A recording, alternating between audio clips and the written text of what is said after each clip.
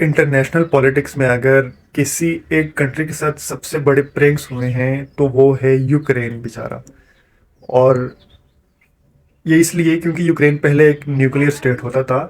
Soviet ने यहाँ पर न्यूक्लियर छोड़ी थी, ये पहले सोवियत का हिस्सा होता था। जब अलग हो गया तो सोवियत ने यहीं पर ही न्यूक्लियर वेपन्स बनाए थे। तो जब ये अलग हुआ तो फिर अमेरिका और रशिया ने मिलकर इससे डिस्ट्रॉय करवाए पहले न्यूक्लियर वेपन्स, और कुछ हद तक वो वापस रशिया को भी दे दिए।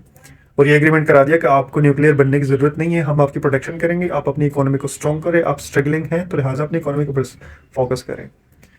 तो यूक्रेन ने शराफत के साथ ये मान लिया कि ये दोनों तो हमारे मेरे ही प्रोटेक्टर हैं, तो मुझे क्या ज़रूरत इनसे डरने का।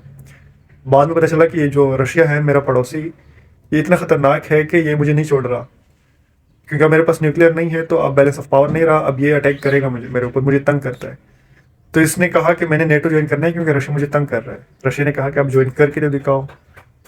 यूरोप ने कहा और अमेरिका ने कहा कि आप करो, हम आपके साथ हैं। तो फिर यूक्रेन ने कहा कि जब यूरोप और अमेरिका मेरे साथ है तो मैं क्यों ना करूं। उसने ज्वाइन करने की कोशिश की।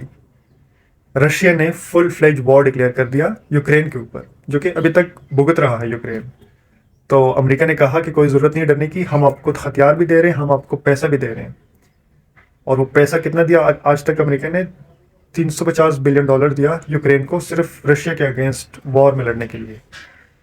तो यूक्रेन तो बड़ा खुश हो रहा था अमेरिका से कि मेरा बहुत अच्छा साथी है ये।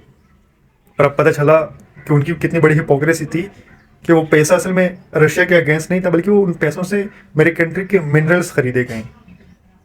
अब अमेरिका यूक्रेन को कह रहा है कि आप हमारी मिनरल कॉलोनी हो, आपकी जितने भी मिनरल नेचुरल रिसोर्सेज है उसके ऊपर हमारा हक है, क्योंकि ये पैसा तो आप हमें लौटा सकते नहीं हो। तो लिहाजा ये मतलब हुआ कि आपकी जितने भी ये रिसोर्सेज है ये इसको हम ही कंट्रोल करेंगे, आपकी कंट्री को भी देंगे, हम भी लेंगे, लेकिन ये है हमारे। तो अब यूक्रेन के साथ प्रैंक कैसे हुआ कि उसके पास पहले न्यूक्लियर वेपन था, न्यूक्लियर वेपन भी ले गए यही दोनों। मिनरल्स बचे थे, रिसोर्सेज, वो भी ले गया अमेरिका। डेवलपमेंट थी, डेवलपमेंट भी रशिया ने तबाह कर ली। कुछ हिस्सा मिल गया था, उसमें से भी 30% हिस्सा रशिया ने कब्जा करके रखा हुआ है।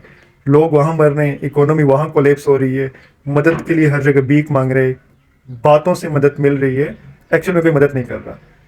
तो कुछ लोगों का कहना है कि ये कर्मा भी हो सकता है, क्योंकि यूक्रेन ने इजरायली स्टांस को बड़ा सपोर्ट किया हमास के अगेंस्ट, फलस्तीनियन के अगेंस्ट।